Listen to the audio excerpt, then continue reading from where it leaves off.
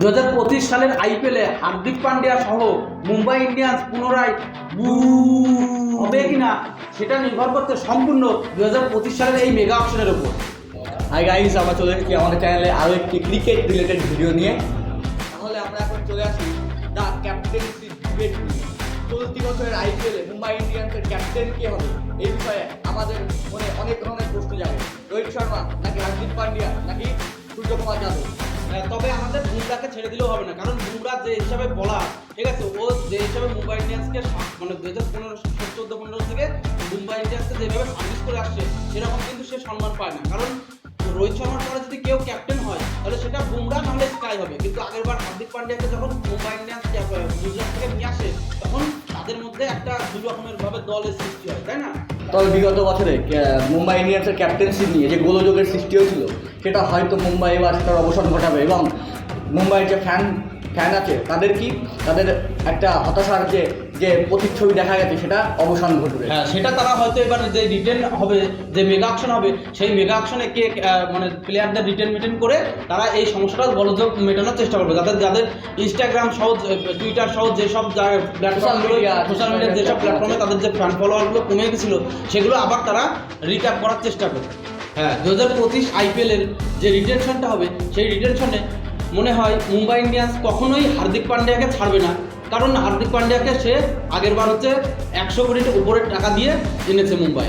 তারপর রোহিত শর্মা 2024-এ আমাদের T20 world cup জিতিয়ে দিল, তাহলে মুম্বাই ইন্ডিয়ান্স এত বড় প্লেয়ারকে কখনোই ছেড়ে দিতে চাইবে না। রোহিত শর্মাকেও ছাড়বে না, হার্দিক পান্ডিয়াকেও ছাড়বে না, কিন্তু রোহিত শর্মা খেলবে কিনা সেটা এখন একটু জল্পনার মধ্যে রয়েছে।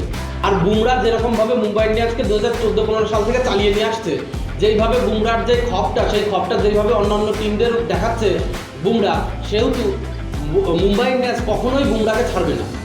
আবার স্কাইকেও ছাড়বে না, কারণ স্কাই রিসেন্টলি ইন্ডিয়ান T20 টিমের যুব ক্যাপ্টেন গৌতম গম্ভীরের অধীনে সে নতুন ক্যাপ্টেন হয়েছে। এই কারণেও কিন্তু কি মুম্বাই ইন্ডিয়ান্স কখনোই সূর্যকুমার যাদবকে ছেড়ে দেবে না, কারণ সে ইন্ডিয়ান টিমের ক্যাপ্টেন। যে একজন ইন্ডিয়ান টিমের ক্যাপ্টেন, মুম্বাই ইন্ডিয়ান্স অবশ্যই চাইবে যে সে আমাদের টিমে খেলুক, কারণ সে যখন ইন্ডিয়াকে রিপ্রেজেন্ট করছে তখন তারা মুম্বাই ইন্ডিয়ান্সের ফ্র্যাঞ্চাইজিরা অবশ্যই চাইবে যে সে সেই প্লেয়ারটা মুম্বাই ইন্ডিয়ান্সের হয়েও খেলুক। এছাড়াও সূর্যকুমার যাদবের যে স্টাইল সেটা কিন্তু ভুলে গেলে চলবে না।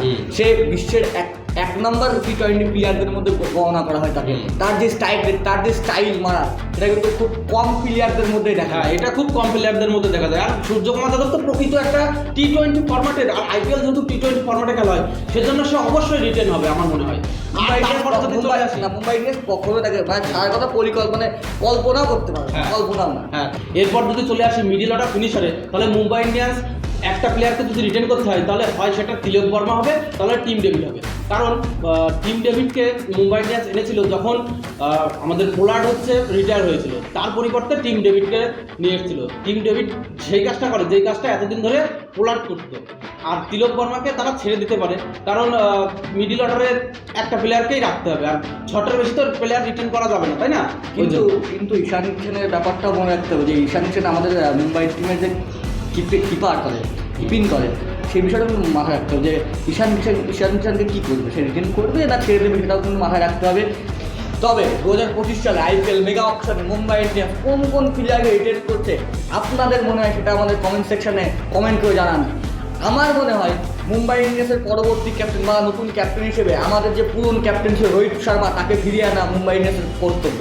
হ্যাঁ, এটা তার কর্তব্য, কারণ মুম্বাই ইন্ডিয়ান্স সে 5টা ট্রফি জিতিয়েছে, নিজের দমে সে 5টা ট্রফি জিতেছে মুম্বাই ইন্ডিয়ান্সকে। মুম্বাই ইন্ডিয়ান্স তার সঙ্গে 2024 সালের আইপিএলের যে ঘটনাটা ঘটিয়েছিল সেটা অবশ্যই প্রচুরভাবে নিন্দাজনক। এটা খুবই নিন্দনীয়। আচ্ছা, দেখা হচ্ছে পরবর্তী ক্রিকেট রিলেটেড ভিডিওতে।